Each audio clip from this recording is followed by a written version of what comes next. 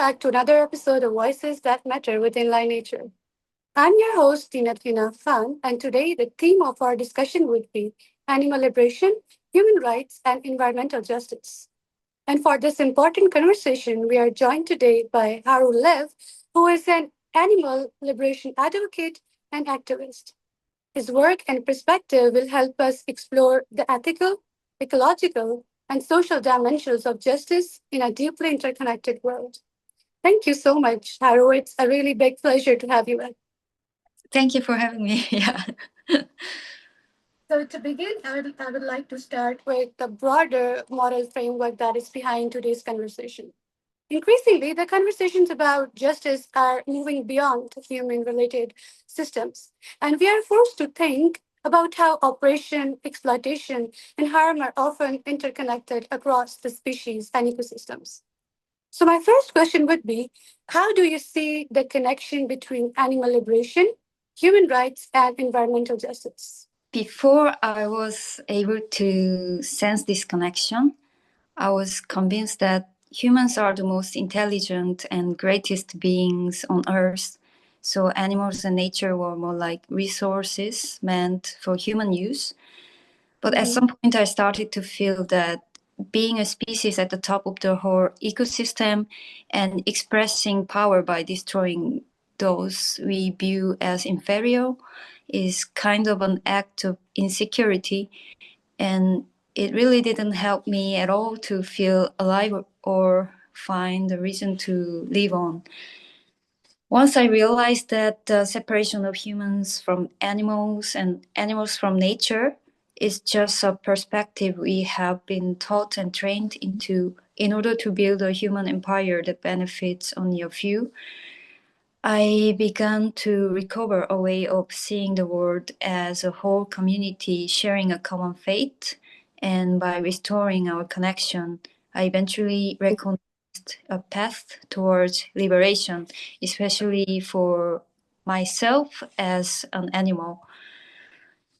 Even if we are fighting with good intentions for others, if we do not reflect on our embodied hierarchy, human rights activists can still believe that the exploitation of animals and nature is necessary for humans without realizing that this process also exploits many humans by fueling motives to dehumanize them. Right. Rights activists can fight for animals while staying in a position of human superiority, framing themselves as saviors or heroes while erasing the context of animals' own resistance. They also often completely forget about our relationship with nature as animals, creating several more layers of hierarchy depending on the capacity to feel pain or on how intelligent animals are from a solely human point of view.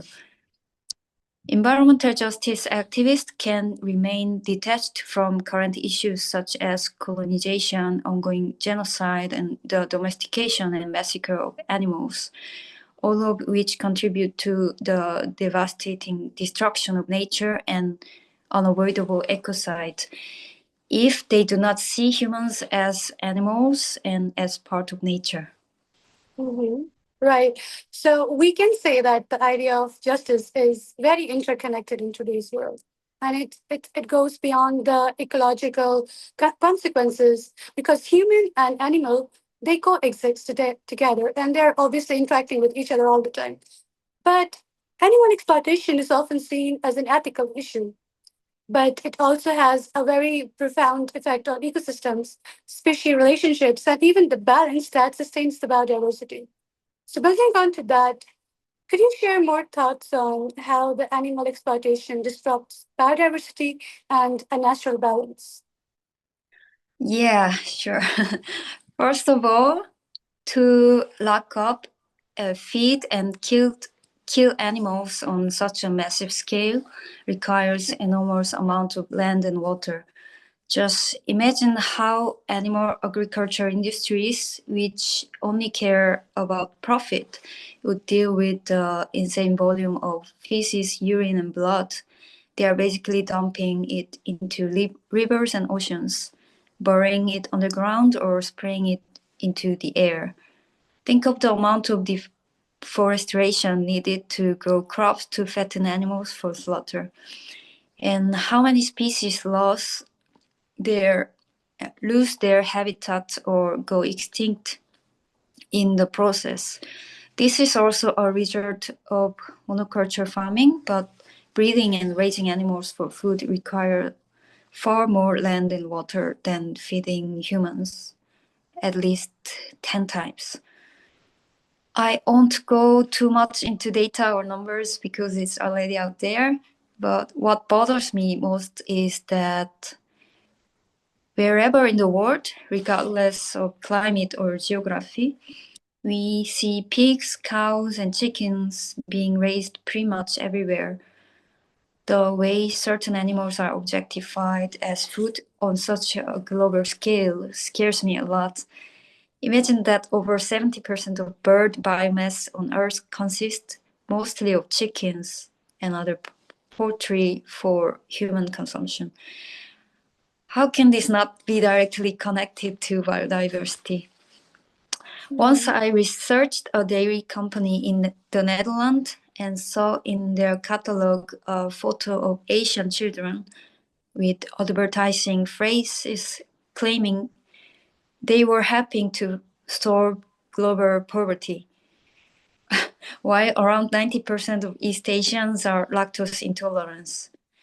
The Holstein species, cows commodified as milking machine, originally comes from the Netherlands. Why are they now found all over the world? This colonial approach to spreading systemic animal exploitation clearly disrupts ecological balance, introducing non-native species into local environment and driving the clearing of indigenous forests to keep and feed them. Right. So, what makes this conversation even more complex is that the human relationship with animals is also directly shaped by culture, survival needs, and livelihood systems, and even identity. In many communities, animal use is not only tied to economics, but also traditions, belongings, and the way of life that is passed from one generation to another. So, for the final questions, I would like to bring it to the space of more like practical, ethical, global dialogue. So, many cultures rely on animal use for survival and identity. How can we approach liberation and conversation with empathy, but also pushing for global ethical change? Honestly, I'm not really into ethics because it's a very subjective idea depending on each educational system or culture, which I don't find very practical. Also, not everyone has the same capacity or interest to be ethical in this world at all. Despite that, the places where we need the most global ethical change are the Midwest and Far West, such as the UK, Europe, and the USA.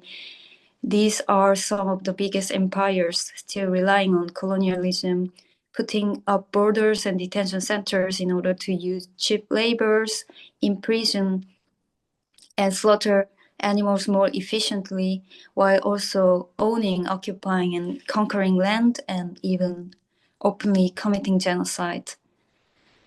One reason, for example, though, why some indigenous culture may seem cruel to people who grew up in modern urban settings is that their practice of dealing with animals are often more direct and visible, closer to the body and the land.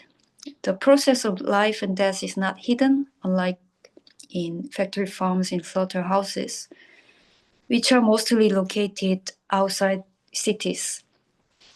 These modern ways of consuming animals in a more capitalized region are, of course, far more destructive for animals, but also for humans and nature exploited in the process of producing meat. Much, much, much, much more. So hunting local animals in the wild or raising a few. animals for their own needs. I don't even know why I even have to say this. Recently, I was in Greenland, staying with locals and learning about ongoing colonization by Denmark. Mm-hmm. While I was there, my friend went hunting and told me about it. They have to sail for a while to reach the land where caribou are, then have to walk 20 to 30 kilometers, often in the snow. When they eventually find and kill one, they have to walk another 20 30 kilo while dragging a caribou weighing more than 100 kilogram back to the boat. It's not a joke. It is extremely hard work that basically risk their lives. This practice is closer to being a predator as an animal than simply consuming meat, which is completely hierarchical relationship, commodifying animals into packaged product. Not everybody owns a boat, so once they hunt a caribou, they fill up their freezer, which lasts for a few months. They share it with older family members or neighbors who are more restricted in their ability to hunt. They still have a sense of community and interdependency. Some hunters sell some flesh of local wild animals that they have caught at the market for their livelihood. This is not even comparable in terms of environmental destruction or ethics or whatsoever to breeding and raising animals in factories. They do have big supermarkets now where people can buy cow, pig, and chicken meat, as well as vegetables and fruits, even things like mango for most of the year, at least in the capital city in the south where I was. So the necessity of hunting is getting less and less, but is that really good news for these people who have to rely more and more on consumption in a colonized capitalist society rather than on their own identity and skills? How about for animals who are domesticated, killed, and shipped from elsewhere instead of wild animals for whom people tend to feel higher empathy? Mm. I met some animal rights activists in Denmark on the way to Greenland, and they asked me if I was going to do activism about seal hunting there without knowing or wanting to understand why it is done or what living conditions are like under colonization or whatsoever. I think the question I'm trying to answer now comes from a similar context, a colonial mindset that keeps creating layers of moral hierarchy from perspective of a specific dominant culture in power. Anyway, I don't mean to contribute to normalizing the killing of animals, and I personally wouldn't support animal exploitation in any case, only because I'm in a privileged position to be able to choose what to eat and have access to fresh vegetables and fruit most days, especially as I'm a nomadic person who moves around seasonally. Still, we should first talk about the 99% of animals on Earth who are owned, abused, and killed by humans in factory farms. Shut that down first. Abolish it all. Close all the slaughterhouses, empty all the cages. Reflect on the colonial influence that has spread the toxic practice worldwide and made reasonable compensation for the damage we have caused to nature and to indigenous animals and communities. And then maybe we can begin to have a more global conversation. At least until then, hands off and focus on our own shit. Thank you.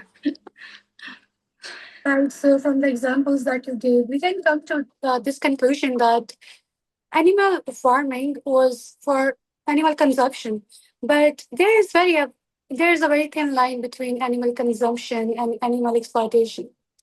And also, the justice is very not isolated; it is a very interconnected system. And if we do not include animal liberation into the justice system, I would consider it a failed system.